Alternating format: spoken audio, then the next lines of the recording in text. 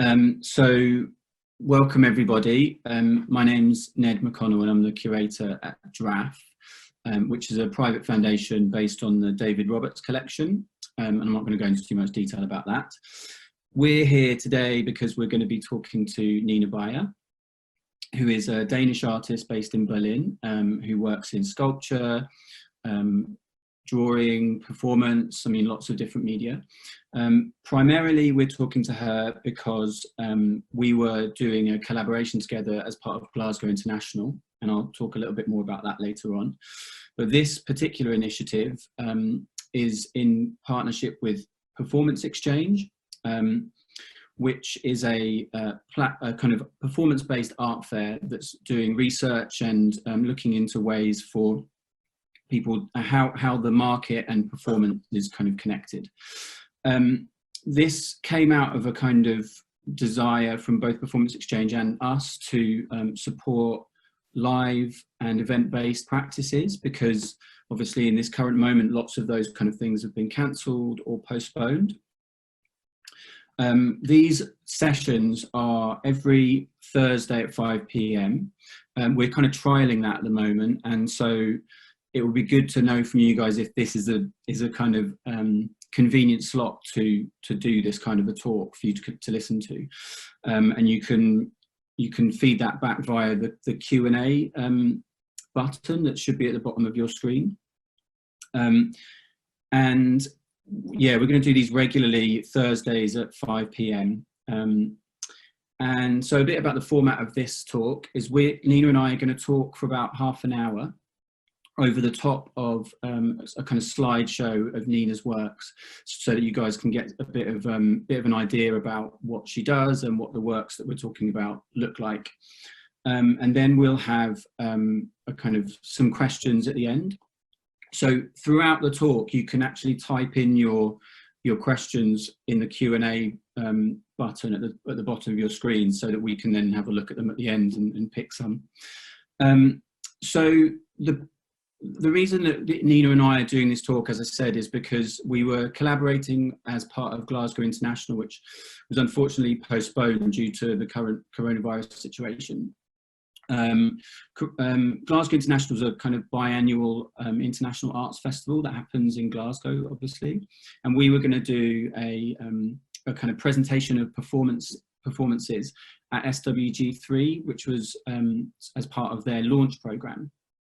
And given that it was postponed, we've decided that we would do this kind of talk to open up Nina's practice a bit and talk about what we were going to do, but also what is in her practice and what are the kind of main themes of it. So just to get started, I'm going to start this video for you guys. And we're going to turn off our videos so you can just focus on the video that's playing. So the work that you can see there is called Tragedy, which is a performance where a dog is kind of told to play dead on this Persian rug. And so the dog lies there playing dead, which is a kind of absurd theatrical gesture, and is also there's something in that about this kind of tension between something which is represented and which is also its reality. So Nina, I wonder, first of all, maybe you could talk a bit about what the role of representation plays in your work. Hello everyone.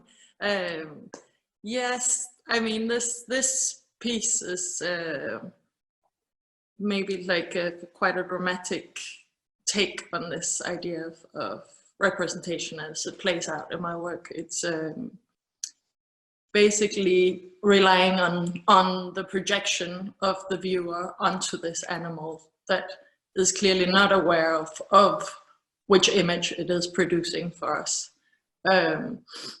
The way that, like, the protocol of the work is basically that the dog trainer tells the dog to play dead on the carpet and steps off and keeps basically lock eyes with the animal for the duration of the performance.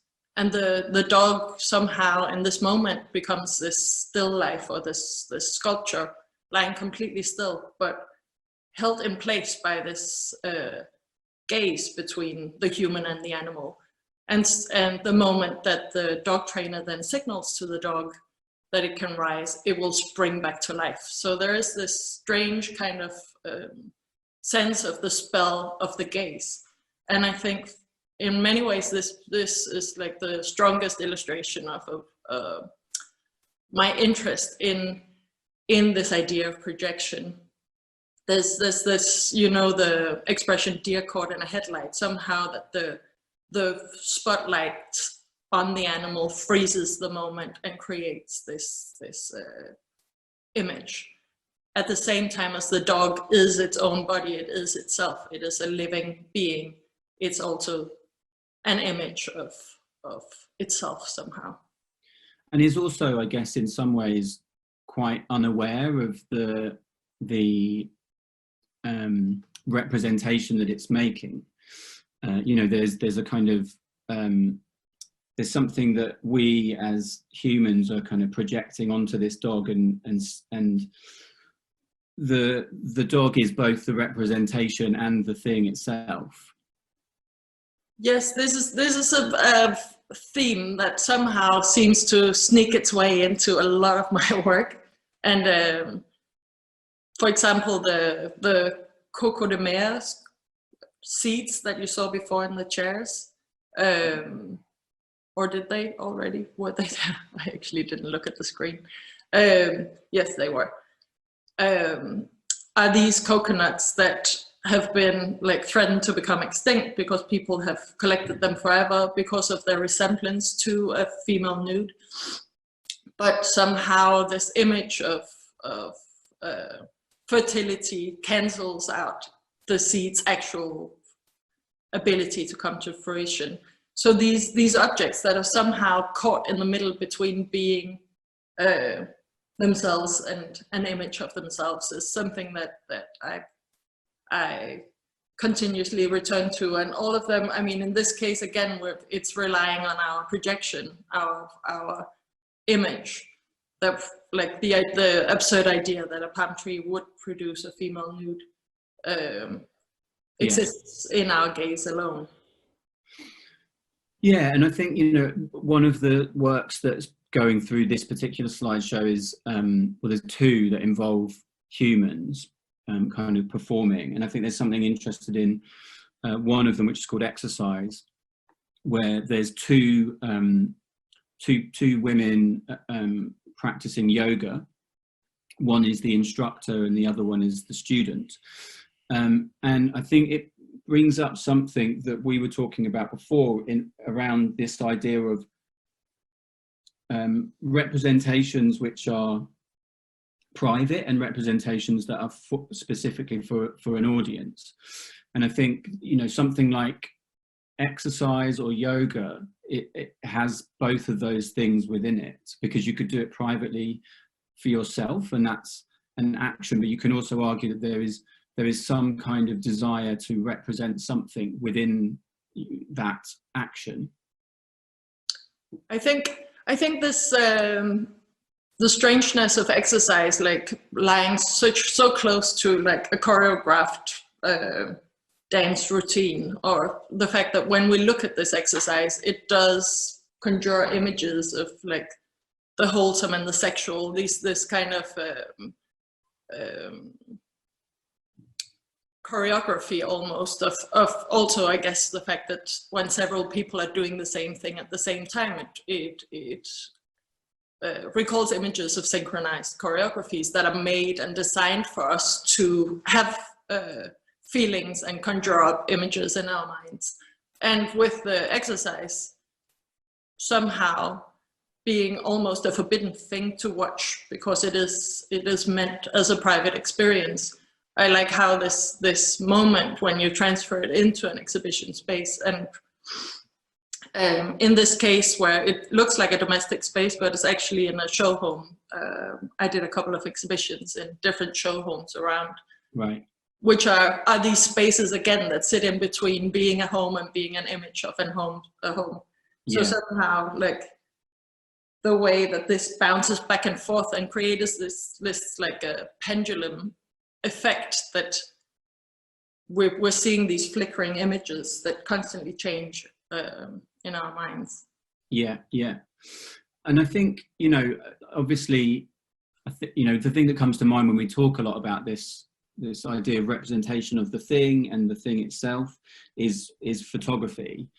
And because obviously people often look at photographs and will say when they're looking at that photograph, this is my dad, this is my mum, this is my brother or sister or son or daughter, or they'll say this is the thing, but it's obviously not. It's a carefully constructed representation of the thing, which is also kind of held in this death-like moment. You know, photography has always been related to death in some way, from death masks and things. But I think there was something that Roland Barthes once said, I think in his book, Camera Obscura, where he talks about wanting to find an image of his dead mother, and he was looking through all of these images of his mum from, you know, lots of different ages, and was unable to see her in any of them. It didn't feel like it was her until he found this one of her as a child, and he could see his mum as a child in this image of her as a child, which seems kind of strange because obviously he wouldn't have known her as a child. But what he then goes on to talk about is that she was ill when towards the end of her life, and he was her carer. So actually the representation of her as a child was more real to him than this kind of than an image of her. Which kind of brings me on to talking about drama, which is the work with the actors, because I think this idea of representation and reality is particularly complicated when it comes to something like acting, where someone is playing a role, but they are also that character in some ways. Yeah, I think, I mean, the piece came about, it's basically an actor asked to cry into her drink. And the piece came about from speaking to actors about this moment, because almost all acting techniques deal with like different ways of accessing real emotions and channeling them into a performed emotion. And of course, in that field of tension, you can only perform and actually cry at the same time. There's no distinction between the real and the represented. Yeah. The moment you realize it, but of course there's a journey in trying to get there, which becomes very visible in this case, of struggling to bring out these tears. And the strange next layer, of course, is that with that, in the eyes of the viewer of this performance, there are all these emotions that are brought up, that it's a very difficult thing to watch someone cry and do nothing. So somehow the distance between the viewer and the performer and the projection again between these 2 points become very intense in this moment. Yeah. I want to move on to this next little slideshow, because there's a work in that, and I'll just do one thing at a time here.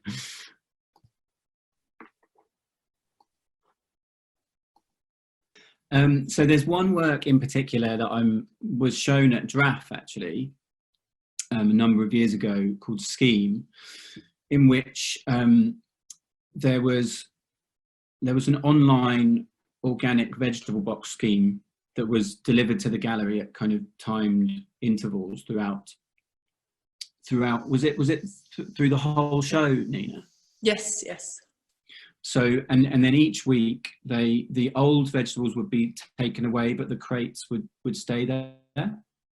Yes, so the crates, the boxes of crates would grow from each delivery, so the crates would stay behind. But each time a new box of vegetables would arrive, it would, the old vegetables or the old looking vegetables would be exchanged by fresh ones. Somehow like keeping this image of abundance and horn of plenty active. And can you talk a bit, and this, I think this idea of like nature and representation and a sort of flattening of nature into the realm of the human experience. I feel like there's definitely something of that in this, but also in the previous work that we saw, Coco de Mayo. Yeah, they both somehow like transfer into their own image, no? But like the way that the aging of the vegetable somehow replicates the aging of all living beings, and the way that the kind of borrowed protocol of this like weekly delivery of fresh vegetables is playing together and creating this moment where we are aware of this constant renewing of things to just keep this perpetual image perfect. It has that vibe, the king is dead, long live the king, the logic of the fact that we replace one thing with another to constantly stay afloat or stay alive. And it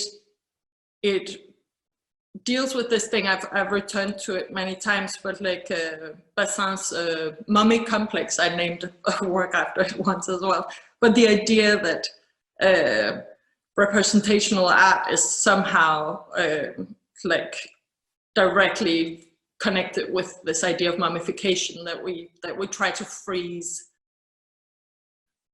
the world or create this kind of frozen representation, surface-based representation of the world in order to ward off our own death. Yeah. And maybe you could talk a bit about, I guess, thinking about that liveness in your work, because, you know, some of these, particularly things like Scheme or Beast, in which there's these bull simulators that have powdered milk on them. They're performance, but they're obviously, they're not using bodies, but they're impermanent, as you were just saying. So maybe you could talk a bit about what attracts you to liveness because a lot of your work has this kind of transitory or perpetually moving element of it. Like it's almost never static. Whether it's organic or not, a lot of your work has this kind of perpetual motion. So I was wondering, you know, maybe you can just talk a bit about what liveness means to your work and why it's so important. Yeah, I guess, for example, with Beast, there's this sad story being told, like the body of the animal rejecting human domination. And in the movement, the choreography of the movement of this object is made specifically for the purpose of rejecting the human body, and somehow the body is at the center of this object without being present. And I think this is, again, tying back to the previous works, but for example, if you look at Pack, the piece with the young man smoking a pack of cigarettes, that's also in the slideshow, which, by the way, also one of the pictures is also from a draft performance that Vincent and RIA orchestrated. But this piece is basically following the protocol of a pack of cigarettes, and it's always a young man standing alone outside of the exhibition space, chain smoking a pack of cigarettes, so lighting one cigarette with the other. And the performance is over once he's smoked all 20 of them. And somehow within this action, there's the crazy task somehow is death-defying. The fact that we use this image of the lone smoker as a filmic kind of trope has a lot to do with this idea of the difference between reality and the image of the body, because the actual smoker and the reality of smoking, the presence of death within that act and the defiance of death within that act is somehow completely walking hand in hand. So I don't know, I'm not entirely sure how I made that connection from your question, but no, it's good. And then I guess, I mean, I feel like maybe on the other end of the spectrum from death is the complete works, which I think is, you know, is a really incredibly beautiful and very simple idea that, so you invited retired dancers to attempt to go through all of the choreographies they've ever performed without rehearsing and from memory. And so this was performed at Tate in the Tanks. Was it in 2012? Yes, yes. Yeah. And I think though the idea that the body holds within it all of this memory, muscle memory, actions, but also knowledge, you know, feels almost resistant to that idea of that we were just talking about in terms of solidifying existence or memory in perpetuity. Yes, it's somehow like the way that the body becomes a container of all this culture and all these stories, and how the life of the individual performer becomes this narrative through all these stories, all this material is something that I was interested in trying to unfold with this piece. But at the same time, that there is this human looking for the right word, but the consequence for the individual human of being this high performance body. So for example, this image is a newly retired ballet dancer who was 40 at the time of the performance, and she had just finished her professional life. So the idea of being retired within dance, depending on what type of dance you have been performing, can happen at a relatively young age. So the idea that their bodies are also used up and carrying, they are these beasts of burden somehow related to the bodies in the other pieces. Yeah. Well, I mean, I guess they give up a huge amount of their physical body to their practice. Yes, and that space that once retired and the body stops being able to perform as in the same way as it has done previously, what is left then are these like part movements or indications and fragments that then in between the space of what memory allows and muscle memory allows and the body allows, then puts together kind of a new collage that tells the story of the coherent whole somehow. Yeah. Shall we move on to the next slideshow? Okay, is that showing? Yes. Good. So in this work, which is again linked to something that we were talking about presenting for GI, this is a series of remote controlled cars that are transporting human hair around the gallery at quite a high speed. And so there's this kind of strange mixture of these luxury cars with very sleek design, and then being kind of controlled a bit erratically and zipping around the gallery. And then they're filled with, it's real human hair that's in the cars, which is obviously kind of starting to think about value and status, and what is the value, say, of that there is someone in the world who's growing their hair and then cutting it off and then selling it in these kind of high-end luxury cars. Yeah, the wigs are a motif that I've returned to several times throughout my practice, and this interest in that, both as a material and a crop that grows on the planet, and how they carry all this history with them of both having this aspect of being this trade object that really highlights where on the planet human labor and human time is more or less valued, at the same time as they are also these blank canvases, because they're dyed and permed and changed to then replicate the hair types of wherever they're shipped to. But then again, one of these objects that somehow sit in between being an image of hair and real hair at the same time has made it like one of these things that I haven't been able to let go of. Yeah. And I think the image of the luxury car and the transportation of this material around kind of spoke to each other for me, and it relates to for example the piece we just saw here with the hand rolled cigars in the sinks.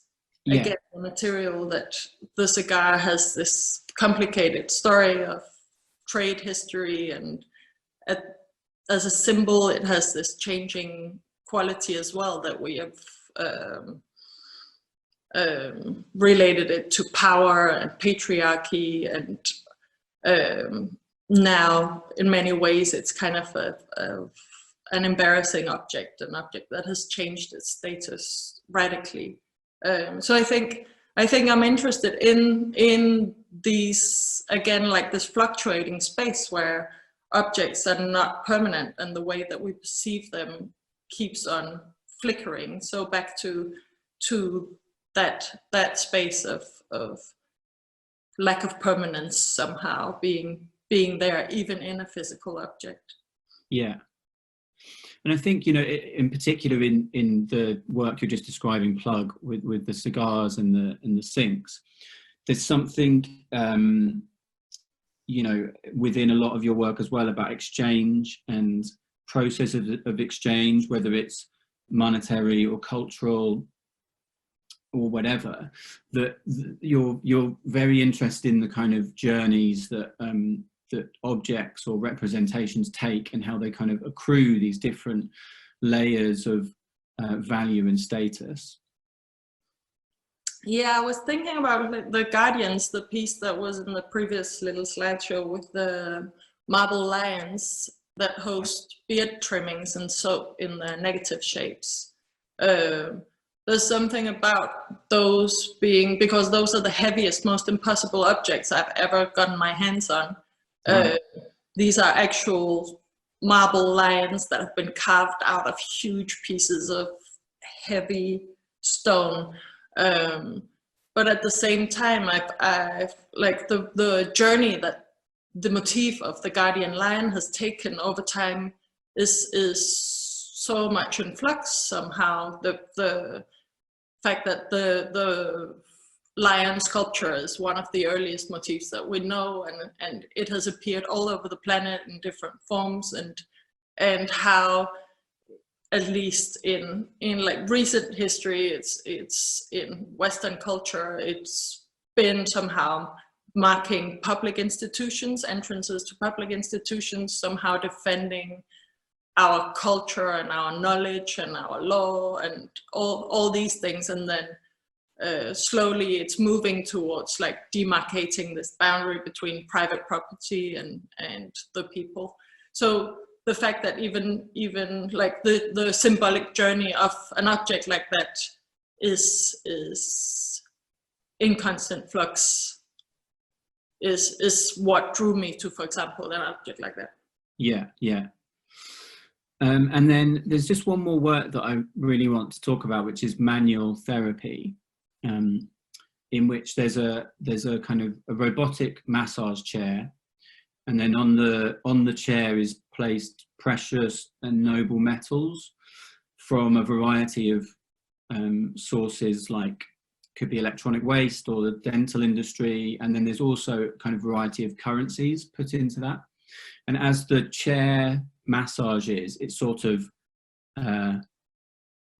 moves the material around as though it's kind of really enjoying fondling it or something.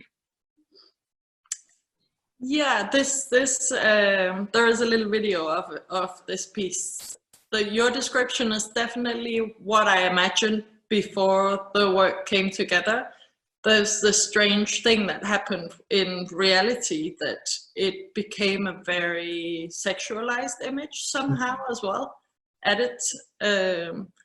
There's definitely a vaginal shape in the chair that I hadn't anticipated. But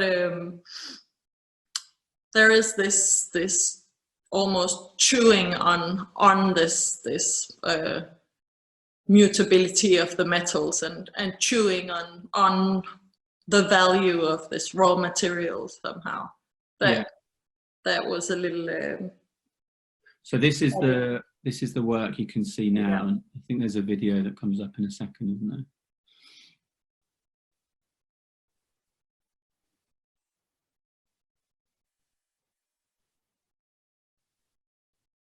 Yeah, there we go. But I've worked with the idea of the metal as this material that's in constant flux and can turn liquid and hard again, like the basics of permanent sculpture. I've also, for example, cut up a number of bronze sculptures that depicted knights and a revolutionary Mexican fighter, and kept only the things that depicted metal. So the rest of the sculpture would go back into the same economy that it came from. These sculptures were originally purchased at the price of the metal. Right. So somehow circulating this logic again is something that is recurring in this piece.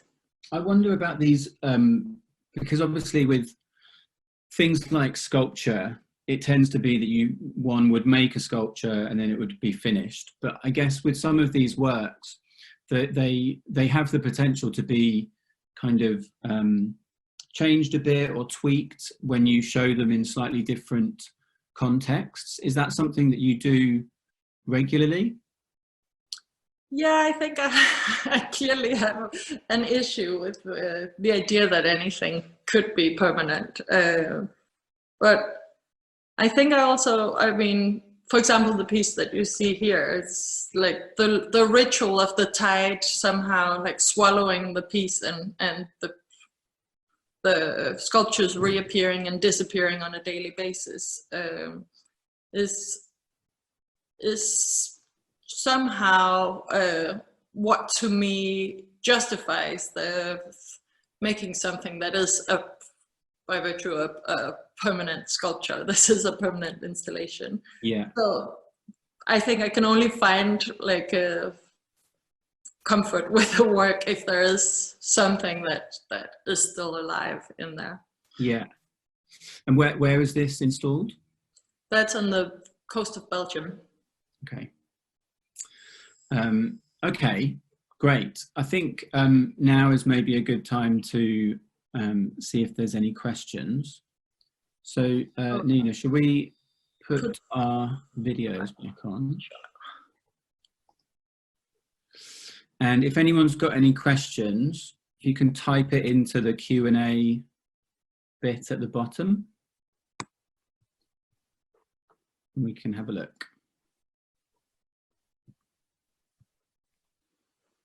This is a very strange format. It is a very strange format, I know. Well, this is the first time we've done it, so hopefully this portion works and then we can use it going forward, but if it doesn't, then we'll have to figure out a different way of doing it.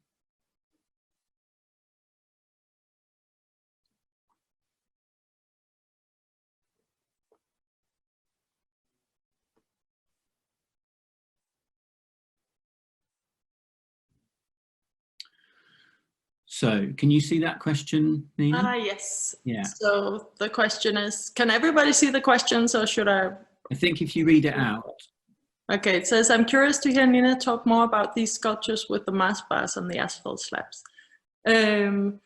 So this piece is basically, yeah, made out of these cut asphalt pieces that are left whenever there's a change of asphalt in a street. What they cut out these pieces by using a huge saw and cutting these very straight lines through the asphalt, and then it's ripped up in these pieces that almost resemble like broken chunks of chocolate or something. So it's just a bringing together of these two elements. And what I was curious about, I think, is partly one of the things, at least, is this thing that happens when you replicate this illustration technique of like the cross-sectional illustration, which we know from like science when we try to understand nature, and then from design when we try to construct some man-made new objects. So somehow like this illustration technique that is right in between our two ways of interacting with this planet,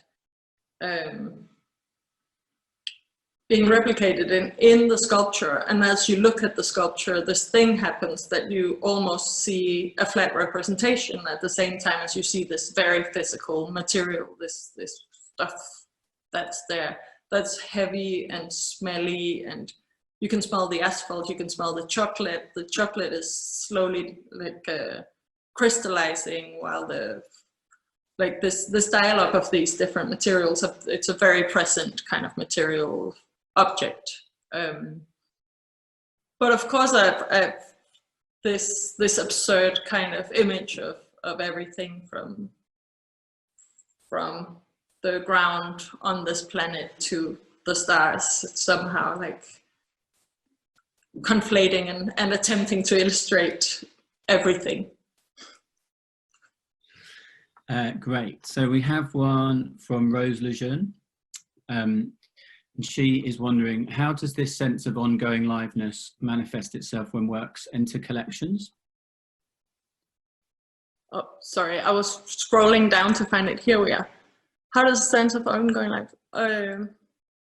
Well, I mean, this is always a thing to be negotiated, and depending on the different works, it's a different kind of discussion. It's not there's not a lot of live works that end up in collections, by the way. So just for some context, Rose is from Performance Exchange, so she's working on at the moment how live and performance works might end up in collection. Yeah.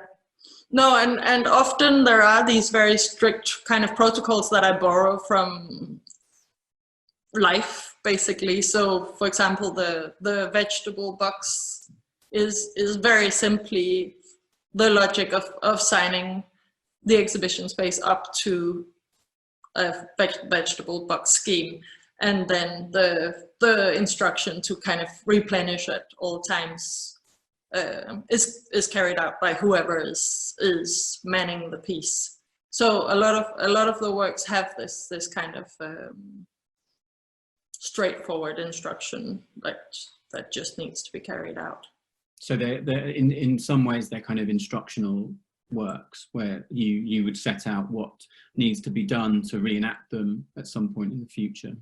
Yes, and also I guess, for example, if thinking about pack, the smoking of the pack of cigarettes, there is that protocol that's very straightforward, And then the way that it comes to life each time a new young smoker then carries it out is to me a really interesting way that it unfolds, and also partly why I chose to make these little slideshows with several versions of the same piece, because there is the activation is keeping the piece alive, just like the vegetable box, I suppose. Yeah, great. So Enid Blyton has I don't know if that's the real Enid Blyton, has a question about that she's been thinking about, that your work makes her think about David Cronenberg's films, and she's wondering if you're a fan of his, and does that make sense to you? That's funny. I never thought about that at all, and I'm not particularly a fan. Not a fan either. But that's interesting. I'll rethink that one. But no, that wasn't a conscious thing. And then Lucy is saying, as the meanings of the images seem so important, how is that mediated to an audience? And how important is it that a viewer understands the backstory or journey of the material? I think those images exist in any viewer's mind, but they will be different, of course, for each viewer of the piece. And I'm curious about exactly that, the ability of these actions or objects to create these images. But as projections, they're relying on both the screen and the gaze, or the person who projects. So of course it's not locked down. I'm merely just sharing my views on it. I mean, I think it's interesting because obviously a lot of the material that you use as a kind of starting point, or as the kind of base materials of your work, are quite kind of culturally loaded already. And obviously there's nuances around what people bring to that, but I get the feeling that that's also part of the kind of mechanisms that you want to kind of enact, is that people are bringing their own kind of cultural assumptions about these representations, and that layering up of these cultural representations or images, I guess, is kind of part of that process of building up these things. Yeah, I mean, I'm deeply interested in material culture as such, and the fact that everything is just like heavily loaded with their own intention and production and the journey they've gone through and how they've been traded and understood, and basically the way that things obtain symbolic value to us and how that changes all the time. So even an object that I employ at some point, when I create a sculpture or a performance, will change during its own life. So I've seen my own work also transform up in front of my own eyes, and my own understanding of these objects change. Yeah. So I definitely welcome that. So Kate Davies is wondering about your experience of this moment of lockdown and isolation, and has it enabled you to work on anything that you've been meaning to for a while, or complete any projects that you had been going for a while, I guess? Well, I actually haven't been using this in a productive way, to be honest. It's been a very welcome time to reflect on things and rethink things, which is a strange thing to say, of course, because it's also been a complete mindfuck for everyone. But I think I'm not. I'm actually taking that time to not try and be productive. Yeah. I think that's also a totally valid thing to do at the moment, because it's difficult to work. You know, it's not a usual situation, is it? So I think it's important that we also take time if we need to. So Phoebe is asking if you could talk a bit about the about PAC, that with the young man smoking, and why you chose a man rather than, say, a woman or someone of mixed genders as your subject. I'm relying on these cultural tropes a lot in my work. So, for example, and I guess that's also answering the previous question about like which images are like conjured in people's minds. I'm definitely trying to unpack existing visual tropes in my work, and the image of the young lone male's white smoker was the one I adopted for this one. So the casting call for when the performance is done is usually a number of like Hollywood images of young men smoking, and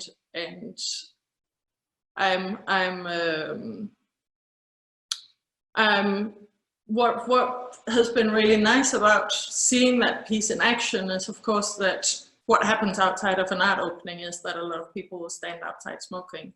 And this one lone smoker who is not in a group, the difference between the smoking alone and smoking socially is creating this distance that makes us see the person as an image, which is in many ways similar to the experience of the actor crying, that this extreme distance and the boundary that is created in between the performer and the audience is somehow creating extra tension for the piece becoming an image. And I guess there's something in, I guess by using the Hollywood images as the kind of casting call, there's something, obviously something cinematic about that, and this idea of coming away or coming through the fourth wall, and this sort of reversal of cinema by bringing it out of the screen and into reality. Yeah, there is definitely yeah, you're right. Okay, so I think we've got time for a couple more. There's just 3 more questions. We'll just do these 3. So B. Jones has asked, with your sculptures so often being combinations of loaded objects, I was wondering how many iterations they go through before they become a work. And do you collect and live with the objects for a long time before knowing what to do with them, or is it a case of seeking out particular things? It's definitely a combination. I get interested in objects and then I start collecting them, and my studio is completely overflowing with things that didn't make it, that I was interested in but haven't made it yet. And there is a case of I need to get to know the object. I very rarely have a plan for them before I start buying them on eBay. So there is this process at the studio where I'm hitting them against each other and jumping on them and pulling them apart and figuring out like where dialogues happen. And for example, the remote control cars were not meant to transport wigs. This was something that happened at the studio. I had a completely different plan for them, and then I had wigs lying around and tried it out, and it was just, yeah, worked. So you must have a lot of fun at your studio with all of the this kind of paraphernalia lying around. Well, yes, some of the time, and when I have to clean them up and sort them out, it's less fun. Yeah, no, I do. I have too many things at my studio. Okay, Caitlin Stewart would like to know a bit more about the sculptures with the dishes and the cages. So these are the dinnerware that's placed in the bird cages is part of a Danish kind of royal porcelain production called Empire, and it's one of the old series that have been produced for a very long time, and that I got interested in this royal dinnerware from an interest in the trade history basically of China. So the fact that all this imported China from China wasn't like European factories were not able to produce the same quality as the stuff that was traveled in, and they tried for 400 years to crack the code. And there's this whole nice story about like how they tried to get the trade secrets and everything. And finally they managed to make the same quality of China. And once they did that, they still copied the original designs of the China that had been brought from China. So the blue ink and everything.